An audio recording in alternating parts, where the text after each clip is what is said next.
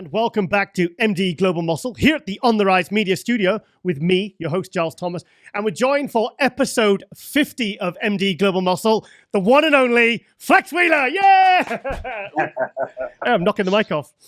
You guys should have like a digital applause where everybody go crazy and all that, you know. Well, that's the beauty of post-editing, mate. We can put that in. So, very true, yeah. Very true, mate. Flex, this is episode 50 of Global Muscle. We started the show at the end of 2018, and obviously you were one of my biggest names on the tick list of one of my favorite guests I've ever wanted to get on. So, thank you for joining us, Flex. I truly appreciate it, mate. No, the honor is all mine. And I remember when you started this back before, and I was like, you know, what is he doing? This isn't going to work. But obviously, you were ahead of time with the digital situation, and now everybody's trying to do it. So kudos to you, and congratulations on your 15th episode. 2 years now. 50th now. Yeah, 2 years. Yeah. 50th, yeah. Jeez. Yeah. Now, Flex, the last time you and I we saw each other properly, apart from the Arnold Classic, was we did the wrap up at the Olympia. It's been an interesting 6 months for you. It's been a challenging 6 months for you. And I know this sounds like a general question, but how are you? I'm doing great, mate. I'm doing great, man. I'm blessed. I'm starting back training now. I'm on I think next week I go and get my final version of my leg. I have a great sponsor. Prosthetic is sponsoring all of my work for my prosthetic leg. So oh, wow. That's incredible. Yeah. And even kind of a mutual friend, Shaquille O'Neal, even reached out to me when I was in a hospital through a mutual friend and said, hey, Flex, I'll pay for your prosthetic leg. Let me know what it costs. So, I mean, wow. Kudos and respect to Shaquille for even offering that. But, thank God I got a sponsor. But everything's going great, mate. I'm blessed. I'm really weirdly, I guess, prideful that this happened to me, because now I have a platform to be able to help out a whole slew of a different type of followers and stuff like that. So I'm really honored to be an ambassador and to be able to help everybody else who have I won't say handicap, but just a little different circumstances. Yeah. I think, to be honest, I mean, I filmed just on my phone when I was at the Arnold Classic when you presented the trophy to Harold Kelly, the wheelchair winner, and you did like a 3-4 minute speech. To be honest, had everyone speechless. I mean, it's like how you're speaking now. You're saying you're blessed, and it's like, how can you come through something so traumatic and challenging and really have? I think you had everyone convinced that that it was a real, genuine kind of feeling that you were. Saying I'm blessed and I feel okay, and I'm taking on a new role now. Yeah, I mean, it's true. I mean, I'm not going to lie to you. I went through an incredible dark time. I mean, who expects something like that to happen? You know what I mean? I've been an athlete all my life. I've been a martial artist for over 40 years, and obviously a bodybuilder for almost that same amount of time. And I mean, whoever thinks they're going to lose a leg, and it's my strongest leg, in bodybuilding. If you look at my photos, my right leg was my most powerful one. Mm-hmm. It was the one I always smashed down to show all the striations. If you look at any of my fights, my right leg was my dominant leg that I tried to take your head off. But, okay. I had been going through problems for since like 2007. So if you've seen me anywhere, you might have noticed that I limped a little bit, and I had been going through problems with my right leg. They couldn't figure out what was going on. I'm going into all these quack doctors all over the place, all these scientists and this, that, and other, and they're like, oh, you tore a ligament, or it's a stiff muscle. And I even went to the ER twice. In 2008, it got really bad. I finally almost got angry at my doctor. I almost cussed him out, and I was like, listen, I'm not stupid. I've been a world-class athlete all my life. This is something worse than that. And he had me going for an MRI, and within like 5 minutes, the lady found it. And not to be long-winded, but she just broke down in tears, and that made me very emotional, because I'm like, what is it that you see? And obviously those technicians aren't supposed to talk to you or tell you anything, but I pleaded with her and begged. I'm like, please tell me, what is it you see? And she just said, do you have a stent in your calf, in your right leg? And I'm like, no, I have a stent in my groin area for my kidney transplant, 16 years ago. She goes, no, you have a stent in your leg. I'm like, no, I don't. She goes, listen, either you have a stent in your leg or I'm looking at the biggest blood clot I've ever seen in my life. And that just freaked me out. And I just Sorry, burst in. Flex. What's a stint? Sorry, I explain. A stent is like what I have in my groin area. It's like it's a replacement of your artery. So it's a plastic valve that replaces an artery or major vein. Oh, like a heart stint. Yep. Right. Okay. Exactly. Okay. Sorry. Okay. So, at that point, she called STAT, which means, it's an emergency. I had to stay there for a couple hours. They contacted my doctor. Again, long story short, they released me. I got home. My doctor called me. And he was like, where are you? And I go, I just pulled up in my driveway. And he goes, shh. I go, what? He goes, I'm surprised you even made it home, Flex. Really? I'm like, what do you mean?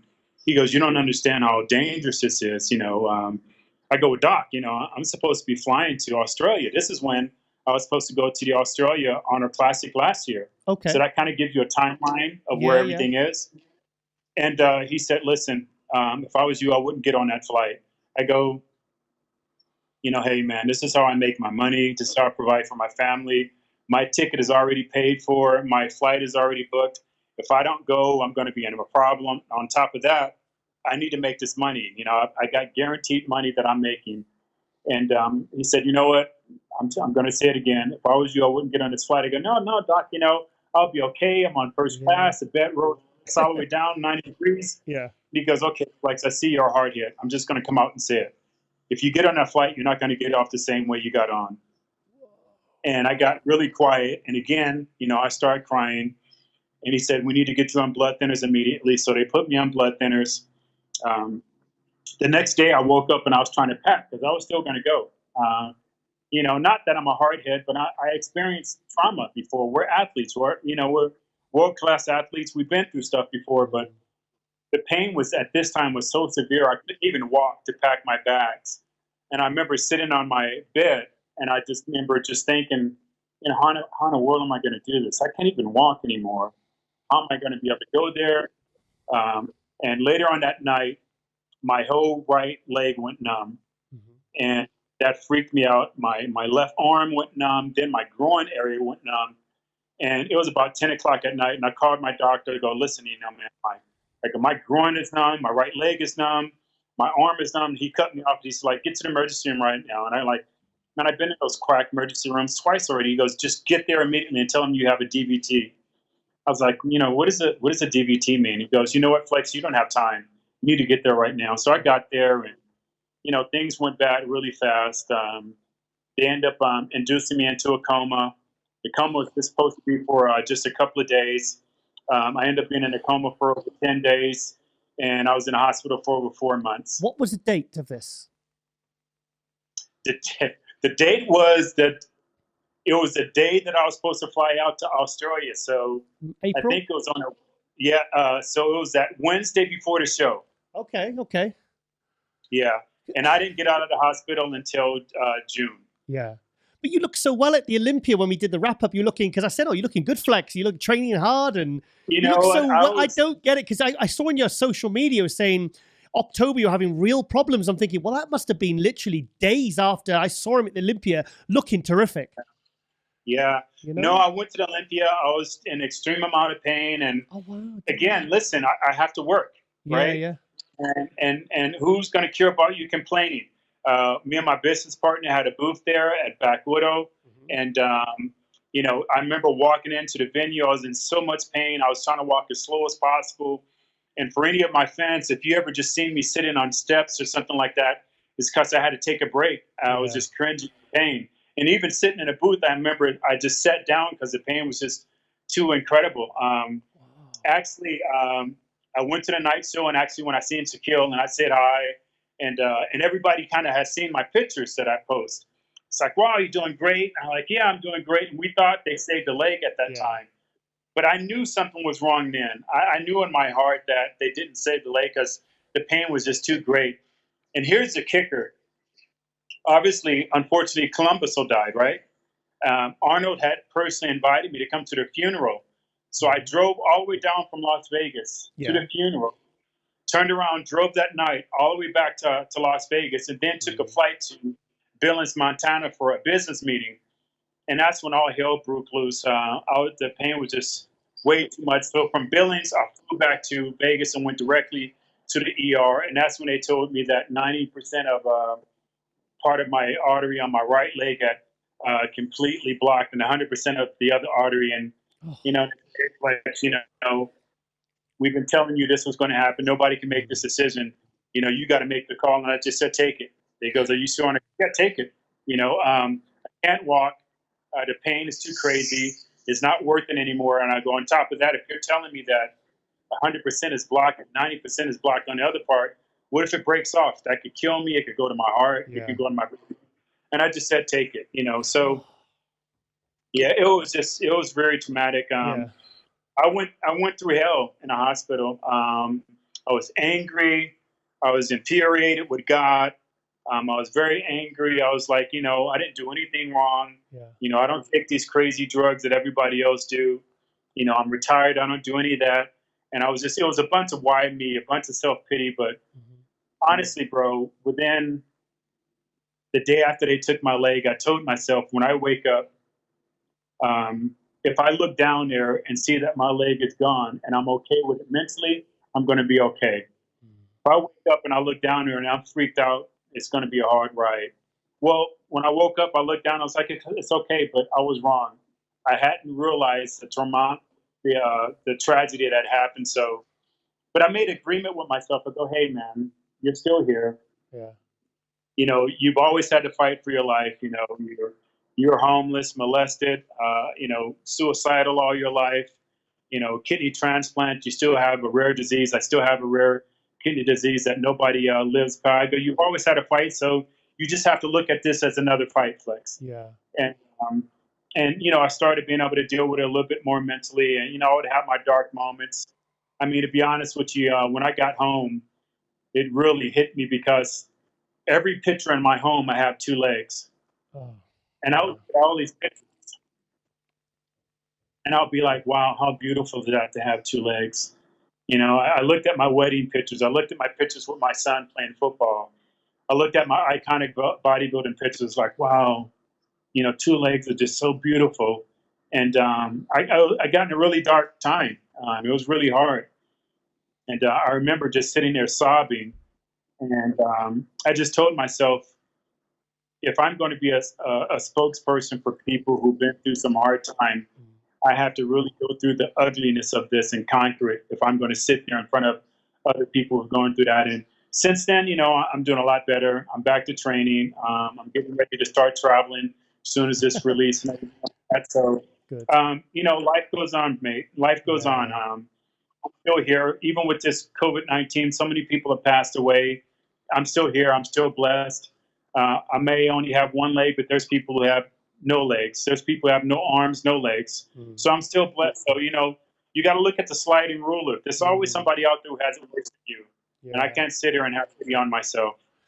I could see the way that Harold Kelly was listening to you when you talk. I've watched the videos a few times since before this interview. And I really, has he reached out to you? Because obviously there's a guy who went through something arguably even, literally he's paralyzed from the chest down and stuff.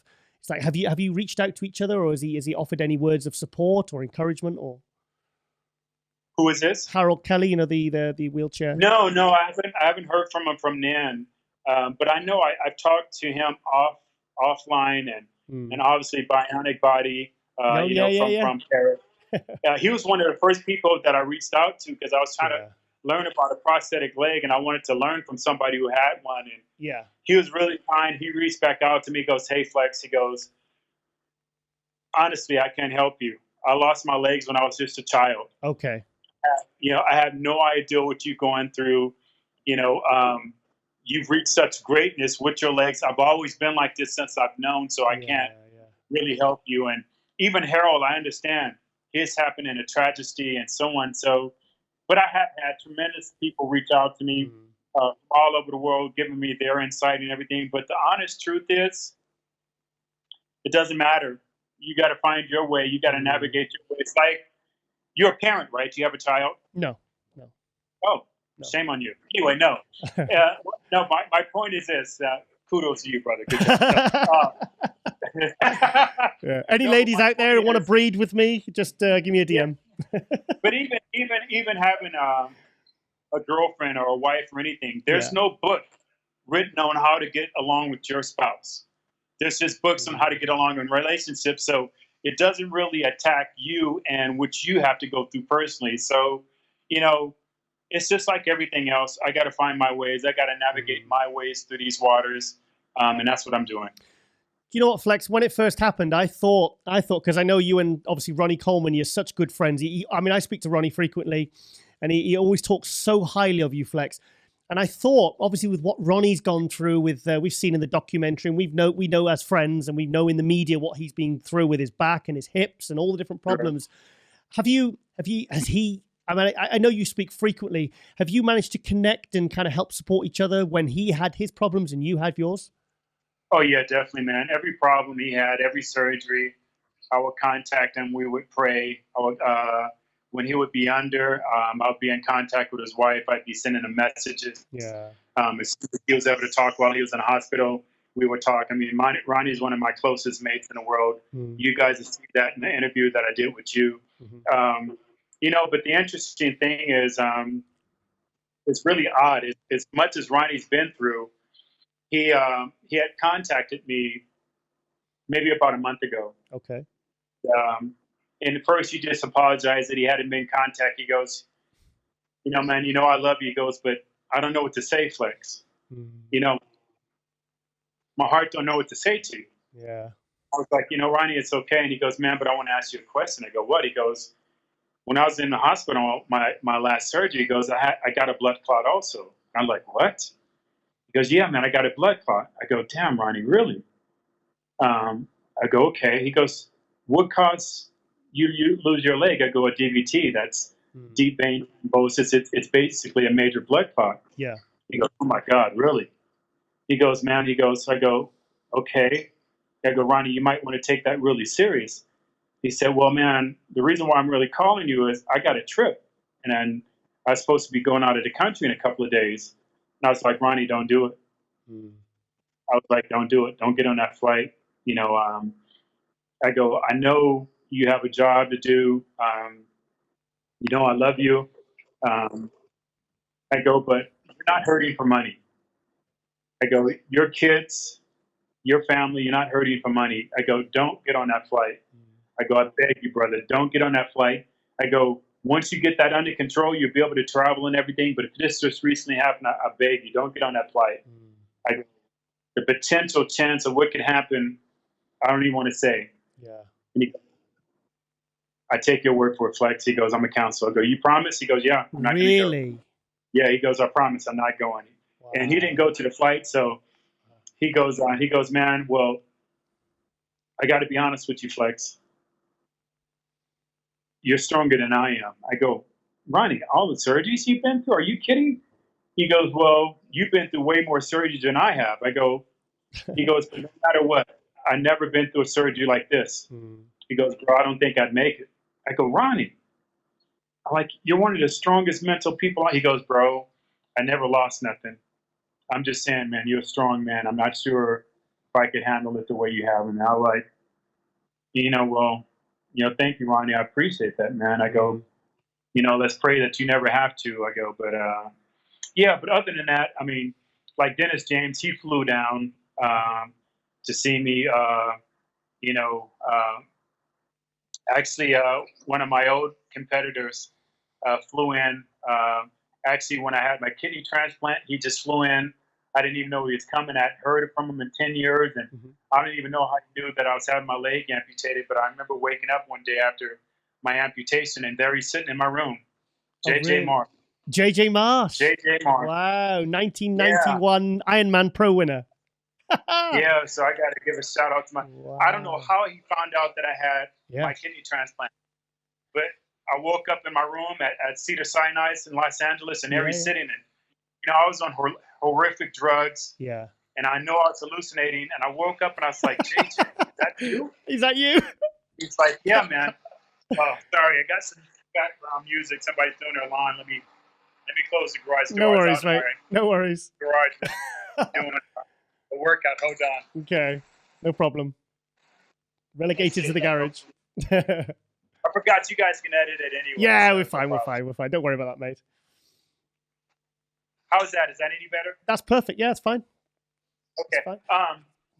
So I wake up and I'm like, JJ, is that you? Yeah. He goes, it's me, Flex. I'm like, how did you find out? He goes, man, I just heard a rumor and I found out. I reached out to the hospital. They told me it was you, and I got on the flight and I'm like, wow, JJ, I can't believe it. And I remember talking, and I remember waking up and he wasn't there anymore. And I was like, man, I'm hallucinating again. And then, a few months later, he texts me. I go, JJ, were you really in the hospital? He goes, yeah, mate, I was there. And I'm like, wow. And then after my kidney transplant, my amputation, I wake up and he's sitting in the room and I'm like, yeah. And I'm like, JJ, is that you? Yeah. He goes, it's me, brother. And I just started crying. Yeah. Wow. I was just like, wow, man, he goes, man, I love you. I'm here for your support. And again, I fell back asleep and woke up and he was gone. But yeah. Wow. So yeah, Dennis James, obviously everybody knows what Dennis James by setting up the GoFundMe. And I remember he called me and he goes, Flex, I'm going to set this GoFundMe up for you. And I'm like, no way. He goes, why? And I'm like, no way, man. I'm not begging for money.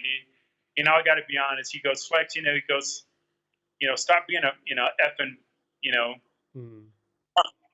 stop being an effing punk. You can swear, it's okay. I'm like, dude, look at the situation. You're going to cut me out? Yeah. And he goes, Flex, man, you help people all over the world. Won't you stop being a punk and let people help you? And I finally said, yeah. So kudos to Dennis, but a lot of people have reached out, and I got to be honest. On the other end, I won't say their names, but certain people who I thought I was close to in the bodybuilding community reached out and said, "Hey, I'm going to come see you," and I never seen them. They never came. And then there was other people who never contacted me, and maybe 5 months later they sent me a text like, brother, I'm bleeding for you. I just don't know what to say. I can't call you. It's difficult for some people to know whether it's like when someone dies, you think, well, it can be very hard to know how to deal with things like that. People respond different emotionally to different things. Right. I agree. And I know, and I guess just for myself, because I've been through such traumatic things, I know it's more difficult for that person going through what they're going through than it is for you to call them. But, I just respect all I've gotten messages from the bodybuilding community all over the world. It's been amazing. Millions of messages. Obviously, the Lormer family reached out to me and brought me to the Honor Classic. Yeah, it was good to see you there. It was good to see you there, Flex. Yeah, and they have already sent me a message like, block off next year. We're bringing you again. Wow. Sorry that, it was shut down a little bit, but we're going to bring you back out. So I appreciate everybody's support. I just want to say personally, everybody for their support. Thank you so much. I really, really appreciate it. Thank you for everybody who contribute to the GoFundMe account. That really helped. Unfortunately, I ended up losing my insurance during that time. So, yeah, you're talking millions and millions of dollars. Really? Medical bills, it's crazy. Whoa. So, I'm thinking, are you glad now that you made that comeback in 2017? Yeah, I am, because, I know a lot of people, and again, I know we can edit, but let me know if that gets too loud. I can go in the house. It's fine. Sounds good. Yeah, sounds good. It's okay. No, I'm happy that I did that. Like I said when I stood on stage, this wasn't about competing. This wasn't about trying to be the best I could. This was about people who have been through horrific and horrible dark times, being a kidney transplant patient, having a rare disease. I still have the disease FSGS. When I had my kidney transplant, I had 9 surgeries in 11 weeks. I almost died from. Whoa. I was in a hospital for almost a year trying to recover. I had major back surgeries from that time. I tore both of my shoulders, being all that stuff. And I'm already a very emotional person, so I've always dealt with suicidal and dark thoughts. So I just wanted to stand on stage for one to say goodbye to everybody because I didn't get the chance to say goodbye to a sport that I love and gave me so much. Yeah, yeah. That gave me that opportunity, but also just to show everybody who my message reached, hey man, you don't have to lay down and take this. You know, you can still fight. Maybe you don't want to be on stage, but maybe you just want to go and walk down the street. Maybe you just want to just get up out of bed. Maybe, you know, just to give them aspirations. So, no, that was great. And actually, I had the doctors monitoring me, my blood levels and everything, and I have all those. I can show you my numbers. My numbers was through the roof because I was eating so well. Yeah, Flex. I was so healthy. Can I jump in because it's just triggered a memory because at the 2017 Olympia, I got your friend Stan Efferding and I interviewed him. And at the interview, we're supposed to be with Stan, about Stan, and for the whole, go back and watch it, search 2017 Olympia, Stan Efferding interview, and the whole interview was talking about you, and like you said, how good your blood work was, and your readings. I'll find it after we've done this interview, and I'll send you the link. You better send it to me. You better send it to me, or I'm gonna have some of my mates come over there, and they're gonna give you a go round. You know, I got some boys over in different parts of England. I don't want to say anything, but I'm gonna send them to your house. I expect that video within the next week, mate. All right? I promise on camera now. I'll send it tonight. I will because it's on camera. It's because Stan, because we kind of got into the subject and we never actually got off it because I was so happy to hear because I'll be honest, Flex. I'll be honest. When I heard that you were competing at the 2017 Olympia, now you're saying now the reason why you did it, and we've all heard since. I wasn't one of the ones that thought you should have come back. I thought, hang on a minute, the kidney thing, what is he doing? Is he crazy? But then when I spoke to Stan and he told me that, I was turned around on the subject completely. Yeah, no, it was a beautiful thing. It was the easiest preparation I ever had. You know, we messed up at the end because if you've seen videos of me getting ready about 2-3 weeks out, I was still weighing about 223, and I was just so full and shredded. I mean, certain body parts never looked that good on stage, and I was like, "Oh my God, I'm gonna kill these guys!" Right? Flex, Stan showed me Stan showed me some pictures when we were at the pre-judging for the classic when you were out there, and he came over, he shimmied over, and he showed us some pictures, and I was like, "Whoa, when was that?" And he said, "Oh, this was a couple of weeks ago. He looked great, you know." Yeah, really good. I really messed up at the end because I didn't think it would be a hard challenge to dip down to 210, and then I figured I'd bounce back up to 220 or so. Yeah. But when I weighed in, I didn't think about it at the time. I just lost track of everything. I was emotional. I couldn't believe that I was going to be on stage again. So when I weighed in, you know, I didn't want to take my clothes off because I don't want to reveal what I look like, right? Okay. So here's when I should have noticed things were going wrong. When I weighed in at 209. Oh, wow. But I had all my clothes on. It didn't dawn on me that my weight was a lot lighter. Yeah. So then I went back and started eating, and I finally weighed myself that night, and I was 205, and I'm like, oh my God. Oh, no. You know? Yeah. So any bodybuilder knows that your metabolism either will take off and you got to chase it by dumping food into it, or you got to pull food out to have it ramp up. Normally for me, my preparation, if it goes spot on, my thermogenesis will take off, and I'll have to eat going into the show, and my stomach shut off. I couldn't eat, and I was so pissed. And when I woke up the morning of the show, I was 201. I was like, oh God. So I knew I was flat. Yeah. And everything like that. But, you know, I went on stage and I was really embarrassed of myself. I was just really embarrassed. Embarrassed? Why? Well, here, because I'm an athlete. Yeah. And I was beating myself up. But the truth of it, I kept praying to God, please, God, allow me to be healthy enough. I just want to go back on stage. I just want to say bye. Yeah. Everybody got to say bye. Just please, please, please. So I remember during pre-judging, I was really depressed, and I was looking down, and man, this feeling just came over me, and I just couldn't stop from smiling. I remember just looking up, and I remember looking into the audience, and I'm like, Jesus, you gave me my wish. Yeah. I didn't ask to win. I wasn't praying to be the best on stage. I was simply asking, please allow me to make it up here. You allowed me to make it up here. And from that point on, man, I couldn't stop smiling. I was so happy. I was like, you did it. You did it. And then just the overwhelming response from everybody, even Ronnie, what Ronnie said, I was like, wow, it's a blessing. So. Well, I interviewed Ronnie as soon as the night show, where we go out by the foyer, and I just grabbed Ronnie, and I just grabbed from the interview, and I said, I says, one of your best friends there, Flex Wheeler, we just got to see his pose routine. I said, how do you feel about it? And he says, Giles, he said, it's one of the most, he said, the word he used was miracle. He said, it's one of the most amazing things I've ever seen in my life. He says, I can't believe how good he looked. He said he was just, I'll send you that interview as well. You can have a look. I'll send you the timestamp as well, because he was just completely blown away. And, Ronnie just, he's always smiling, but he was so happy, like you were, to see you had the opportunity to say goodbye and also go out looking on that Olympia stage, really fantastic. No, I look back at photos now, and I got to be honest. Of course, my muscularity wasn't there. The fullness that I showed weeks before wasn't there, but I got to be honest.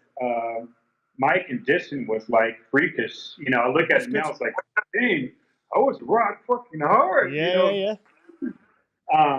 And I didn't achieve that condition in a lot of my shows when I was full blown. So, I'm happy. I'm really happy about that. I got to say bye. I got to send a message out there, and again, all I just wanted to do is, that message wasn't for everybody. It was just for people who've been through really rough times, and I just wanted to inspire them that, hey, man, you don't have to lay down and take this. You don't have to take it. So, yeah. Okay, Flex. Well, before we started filming, I said I had something very cool to show you. So, 27. You mean this is on film? This is all just off film? This is all, yeah. No, I'm going to show you something now. So this is from, we've just talked about 2017. Now, this is a photo I took in 1993. Can you see it? Now bring it up and tilt it. Is that Nelson? That's you in the British Grand Prix in 1993. Hang on, I'll show it up for the camera. Have you got that? This way? Yeah. This is when you came second to Charles Claremont. Kevin Levrone. Oh, yeah. Kevin Levrone was announced in third, and he's kind of going like he's not happy about it. And you're laughing, shaking hands with Charles Claremont. Can you see that? Right. So, I remember, Charlie. I took that when I was 17 years old, and I printed it at college, and I've had it framed in my office for years, mate. Wow. So I know the only reason you printed that is because another Brit beat me. I know you. We all stick together. Charles Claremont's a Brit, is he? Yeah, I was. Yeah, no, I'm just kidding. No, I remember that moment. And what happened was, like I said, I've been having back problems all my life. I never talked about them. But the truth is, the week before that, we were at some other country, and I had to drop out of the Grand Prix. That's right. Due to back pain. And you were hanging on. Sorry, you were hanging on to the curtain. You kept in prejudging. You kept going down to your feet, and you were hanging on to the curtain. I was thinking, everyone was saying, "Why is he doing that? What's the matter?" Yeah. So now I'll talk about those things because if you, I had a back injury, I'm like, oh, come on, don't use that as an excuse why you weren't in shape, right? Yeah, Everybody does that. But now we're talking over 20 years later, so I'll be honest now. I was having severe back problems. This is before my back surgery. I had back surgery in, I think it was 2005. Yeah, I had back surgery. Okay. But from now you can time date. I was having back problems in 1993. Okay. And the Grand Prix the week before that, I had to drop out of the show. Yeah. And I didn't compete. And Wayne DeMilia and some quack doctor came on my room, and Wayne's like, hey, Flex, I got a great doctor. Listen, the next show we're going to, if you don't go on stage, they're going to riot. You got huge fans there. Yeah. If you don't, he goes, listen, they're going to riot. And I go, Wayne, what do you want me to do? And he goes, I got this doctor. He's going to give you a shot in your back, and you're going to be okay. So I'm like, okay. And I'm turning over, and I'm still kind of asking, well, what's going on? Next thing you know, this guy freaking pokes me in the back Wow. with this needle. He's like, don't move. And I'm like, because what if he hit the nerve or something? He injects me with something. Cortisone. He goes, just later, in about an hour, you won't feel anything. Okay. So I lay there. I was terrified. I'm thinking, like, I feel like I just got violated, right? Wow. I'm serious, right? Yeah. I'm thinking about the whole thing. Wait a minute. What if this guy would have hit one of my nerves? I'd be paralyzed. What in the hell did he just put in me? But I stand up and I'm not in too much pain. Yeah. So when he's like, please, please, please, you got to go on stage the next show. And I was like, all right. He goes, don't worry. You know how good you are. You're going to win, blah, blah, blah. So go on stage and the pain starts coming back. The shot's wearing off. Okay. And I do my pose. And obviously, I'm not in the greatest shape, because of all the stuff I'm going through. And as you say, I'm grabbing the curtain to try to help myself walk down the stairs. Mm-hmm. And the expression on Kevin's face is, be honest, he was very upset. He was very upset on stage. Kevin doesn't hold back. He was very vocal on stage. He's like, this is BS. This is BS. Really? You guys know who Flex is. You know how good he is. You know the condition that he's in. You guys wanted on stage under these circumstances. You guys shouldn't allow this to happen. Okay. No way that he should have lost, no matter what. And we all know the business, how you guys play games. Yeah. As high as ranking as he is, this shouldn't have happened. You guys are one who, kind of prodded him to go on stage. This is pure BS. And I'm like, oh, Kevin, and I looked at Charlie and I shook his hand because I'm like, it's not this mate's fault. It's no sense of being angry at him. So it's not his fault. Hang on, one second. So that's the story behind this picture.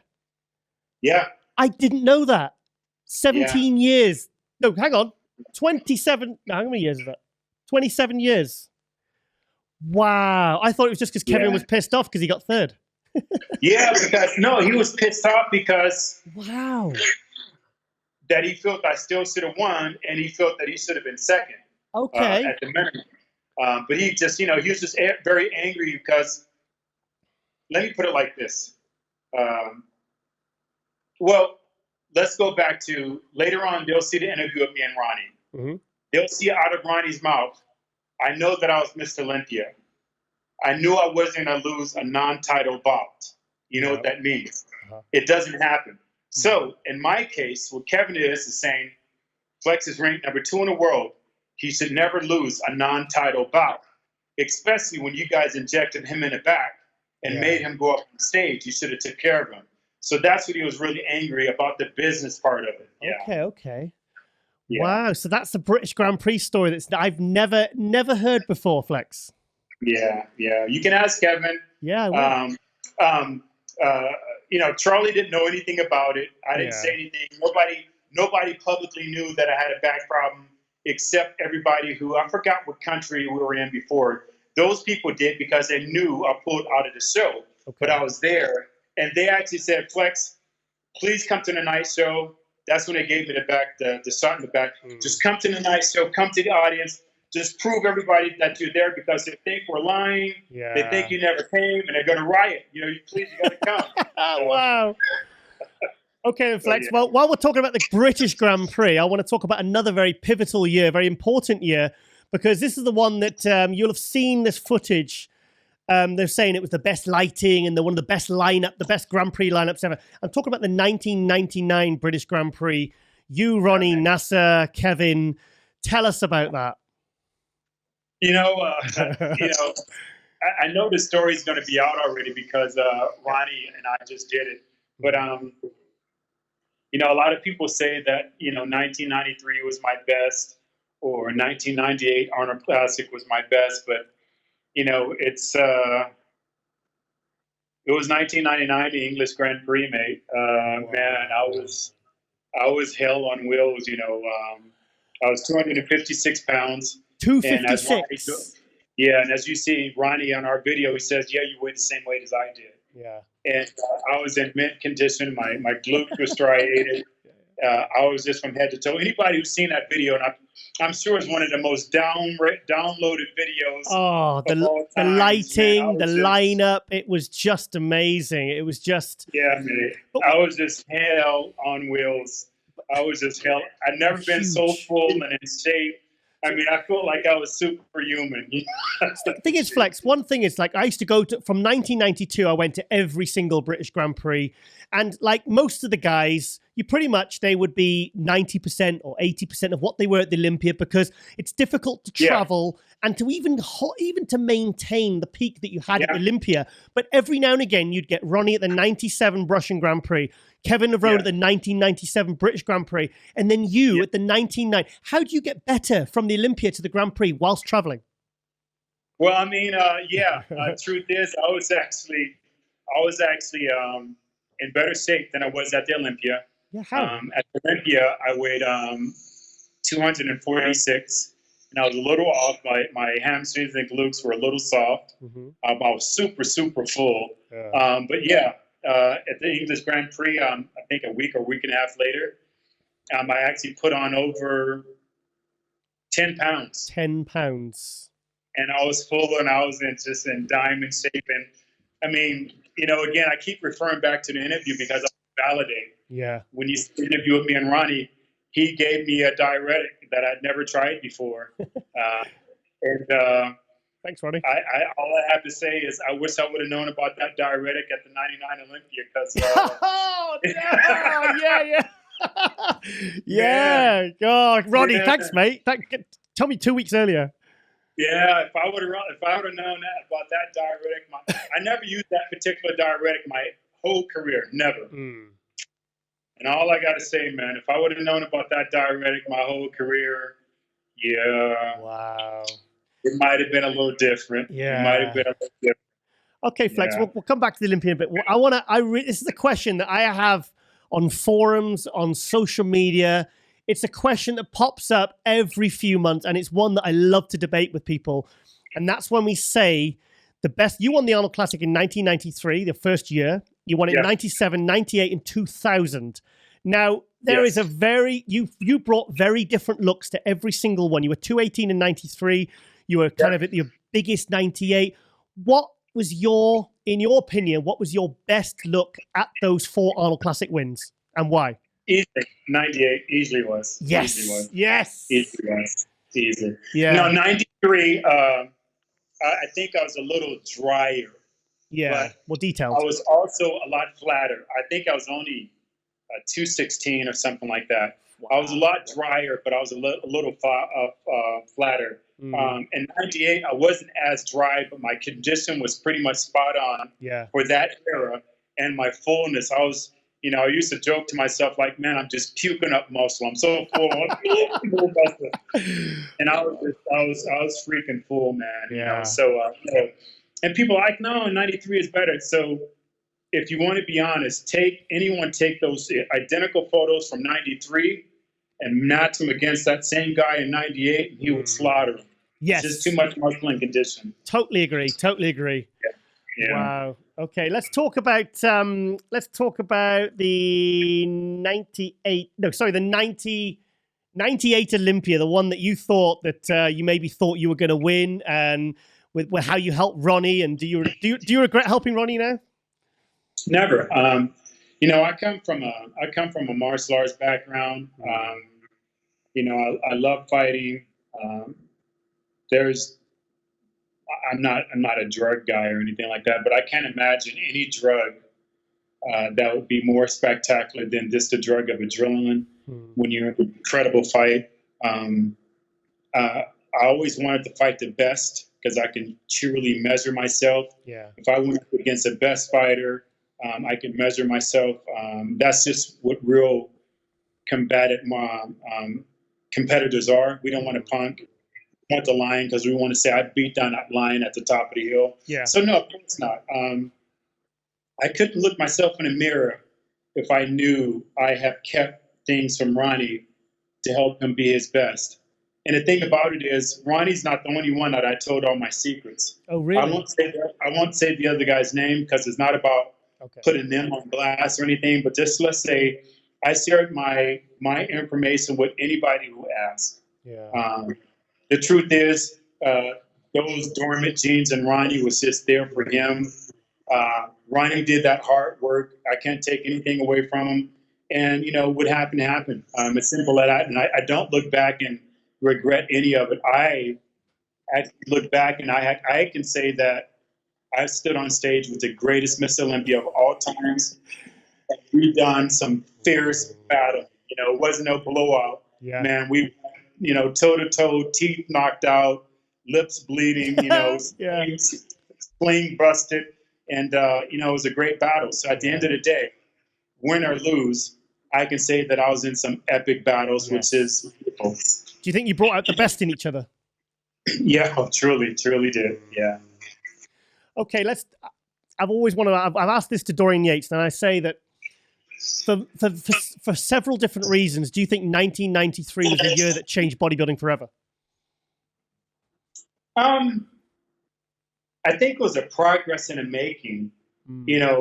I credit Dorian for bringing a different look to the Olympic stage, of course. But to give him all that credit would be wrong, because then you're not giving Nasser his just due. You have to remember, I'm not a historian, but you got to remember, Nasser was one of the first who brought true mass to the stage. Yeah. He was the first heaviest conditioned bodybuilder ever. True. Okay. And you got to go a step back before that. You got to go back to the great Momo. Yeah, but Momo was the first who changed bodybuilding look, right? Do you With think mass. so? Do you think so? 1990? Do you think he did? I can't remember. But I do remember Momo. You think he So took to it to another say level? Dorian was the first who brought that on stage isn't true. Okay. I would say Dorian was one of the catalysts to help change the sport, but you can't deny Nasser. Yeah. And you can't remember Nasser went on that tear of just beating everybody forever. 95 to 98, he just kind of stepped it up and came in at like 280 on stage, and it was just ridiculous. Still, that's nuts. So even Dorian never weighed that type of weight. But yes, I do credit for Dorian as one of the nucleus of changing the sport. Yeah, definitely. But what about do you know what? There's sometimes there's certain contests. If I could go back in time, I wish I could go to. One's like the '91 Olympia when Lee Haney won his last, and Dorian made his debut. But another contest I wished I'd gone to, apart from the '93 Arnold. This is why I'm saying 1993 was that 1993 Pro Ironman when you and Paul Dillette walked on stage, both in your pro debut. I mean, I can't imagine what the audience's response was. Yeah, I can't say. It's a lot of things I can't say. I can't say I ever won Olympia. I can't say that I'm the winnest bodybuilder in the world. I can't say that I always came in the best shape, right, in my career. But two things I can say that has never been broken yet. Yeah. I had the best pro debut in the entire history of the bodybuilding history. Yes. Right? My first show, I won. My pro debut, I won 1993 Ironman. Yeah. The next week, not 2 weeks later like now, the next week, I went and won the Honor Classic. Then I went over and won the French, and then the French and English Grand Prix. Yeah. And then I placed second in my first Olympia. So that qualifies me as the best pro debut in the history of the sport. And then the second thing I can claim that has a record that hasn't been broken is my two pro shows, I didn't go up against just nobodies. I was just about to say that. My first pro show, I went up against the great Vince Taylor, Yeah. who at the time was ranked number 3 in the world. Yep. He was no pansy. Nope. My second pro show, I went up against Lee Labrada and Vince Taylor. Yep. Lee Labrada at the time was ranked number 2 in the world. Yeah. And then you got Vince Taylor ranked number 3, and it was my first time only competing in 1 week. Yeah. I've never done that before. I'm not saying that other guys have an easy way out. I just say, that my lineup was stout, and I proved to the world that, I wasn't a pansy. So I can't claim all these other things, but I tell you what, whoever's going to break my pro debut record, they better be good. They haven't even turned pro yet. They better be bloody good. Right? Yeah. They haven't even turned pro yet. So, I mean, not even Kevin Navrone, because people don't realize when he did the 92 Night of Champions, he actually lost to Porter Cottrell, didn't he, the week before? couple of weeks before. So he got second. So it wasn't, he can't even say he's matched your like level of, I mean, but I was always so surprised that from the Ironman to the Arnold, your physique looks so different in just a week. Yeah, no, Why? I was learning. Okay. I was learning. I'm still basically an amateur, right? I turned pro in '92. I think it was like in June or something. The USA. And next thing you know, months later, I'm on stage. So I'm learning, and I end up winning. I think I won 1 point away from a perfect score at the Ironman, which I didn't know anything about. Yeah. And then I won a perfect score at the Arnold Classic. But what really happened was, because of continuously staying on my diet for that whole week, my physique just continued to evolve from just staying on that diet longer. Do you know what you weighed at the Ironman, the 1993 Ironman?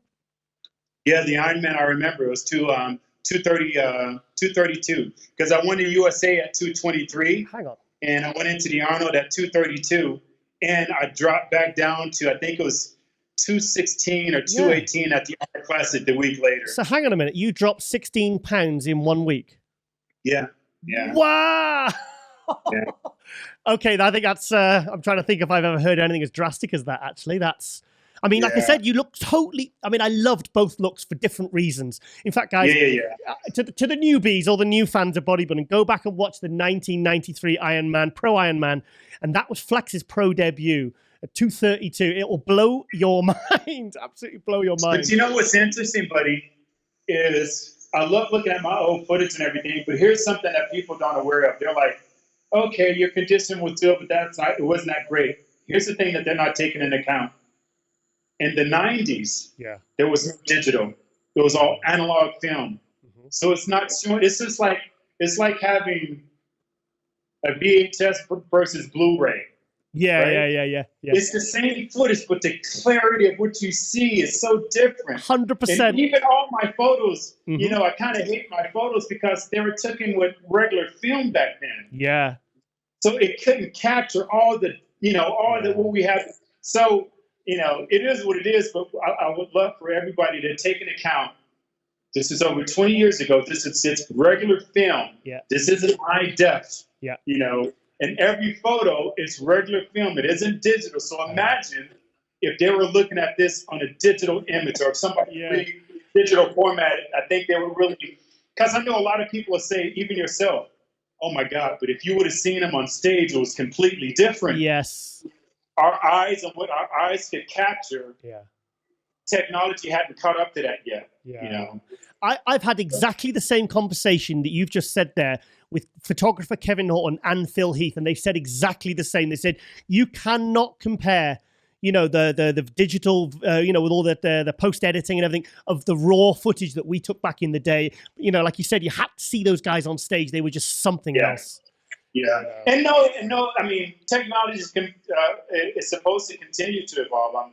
I'm proud of it. I believe in advancement of technology, but Kevin Horton, are you in contact with Kevin? Yeah, he's a good friend of mine. Can you please send him my number? I will. Have him get a contact. Kevin was one of the most honorable, his greatest guys. It was an honor to shoot with him. Yeah. He was funny. He had a brilliant sense of humor. I want to stay in contact with Kevin, but you can even ask Kevin, and I want to be careful with this. Today's great photographers don't release their raw footage. They go back in and they redigitize it. They make it actually look better. They enhance it. So there you go. Where film, film, and that we were taking all the film that was taken of us. Yeah. And the footage, there was no way of re-editing and making that better. So that's all. That was no digital then. There was no internet back in them days. That was just pure 35mm. And Flex looks amazing in that picture. But Flex, just obviously you've given so much of your time. I'm so grateful. Tell us about your new project, this Black Widow. Tell us about that. Oh man, it's a great home apparatus. We're really, really proud of it. It's just, we're showing tons of videos now, and kind of unfortunately, it's kind of a positive thing, that's happened, because people can't go in the gym. And now people are really finding out the true diversity of the Back Widow, because you can do so many variable things at home and in the gym. So it's really kind of put us on the market now. But it was me and my business partner, Paul DeBone, and, you know, I've always kind of had a great back, and, you know, he's kind of a great designer and all that stuff. And he's like, Flex, you know, what would you have thought would have been the best thing for you? You know, would have helped you build a better back? And I'm like, well, you know, technology wasn't that great with you know, products back then, and, you know, you can never get, you know, maybe the right equipment in the gym because somebody else was using it. So we went back and forth for like over a year, and we came up with this. And man, we're just super happy. We're super proud, and you know, I'm just elated to be a part of something really big like that. But it's kind of like, you know, with Curl and Charmin, Scarlet Tissue. It's a very sad situation, but these guys have really put themselves on the market now, right? Yeah, you know? yeah. So, you know, it's a blessing in disguise, and, you know, we're doing well and hope to continue doing well, and even more so once the pandemic is released, that it'll be more in home, regular gyms and everything also. So super excited about that, mate. Super thanks for bringing it up. But yeah, That's very great. proud of it. Did you help to design it and do any sketches or anything like that, or was it just? No, I don't know how to design crap. We would sit and have conversations, and if I would show you the first one he designed, it looked like something from the Stone Ages. It was really heavy and bulky, and I would go in the gym and I would try and like, no, I need to do this, and this needs to change this, and, you know, we just kept going back and forth, and it evolved. But you know, Paul is the one who did all the etching, and kind of, you know, he'd go in his garage and weld together this Frankenstein, you know, suit and everything, and I'd be like, oh my God, dude, that's ugly. And, it looks cool, man. It looks cool. It kind of worked. You know, we were able to find, you know, a top line, you know, designer and company who can make it in a very lightweight material that's super, super strong. So yeah, man, it's brilliant. You know? So could we find that on your Instagram or any website? Or it's Back, not black, but back as in lats, Back Widow. Check it out. Search it in, Google it, and get one for your gym because it's amazing. I saw it and it looks really, really good. It looks really good. Yeah. So, you know, we have an Instagram, which is Back Widow. You can find it on my Instagram also. And we do have a website, which is www.backwidow.com. Perfect. Flex, this has been everything I wanted and more, mate. It's been amazing. It's always good to catch up. And I really hope we can do the Olympia wrap-up again as well at the Olympia in Vegas. So I can't wait, mate. I can't wait. And I'm so pleased to see that you've come through again. You've come through another like dark time, and you've come through, and you're still serving. Yeah, I don't want no more, man. I don't want no more. You know. Yeah, you're still serving inspiration though, and that's a huge, because I think sometimes I speak to these pros and they don't really have much of an idea of how much of an impact they have on people's lives. And I think that you realize how much positivity you can bring to people who are going through dark times. So I thank you for that. I really do. No problem, mate. Thank you. Two things. Give me Kevin Horton's number, or I'm going to have some of my guys come and have a visit with you. And also give me that footage of the interview with Stan. Yep. Or I'm going to have some of my mates come over, and they're gonna treat you properly, okay? You have my word, Flex. You have my word. I'll do that tonight. I won't say the bad word, but you're going to get a proper, you know. Okay, then, Flex. Well, enjoy the rest of your evening, and thank you so much for coming on. I truly appreciate it for this 50th very special episode. This has been amazing. Flex Wheeler, thank you. Thank you so much. Thank you so much. God bless all you guys. Bye. Okay, then. Bye-bye, Flex.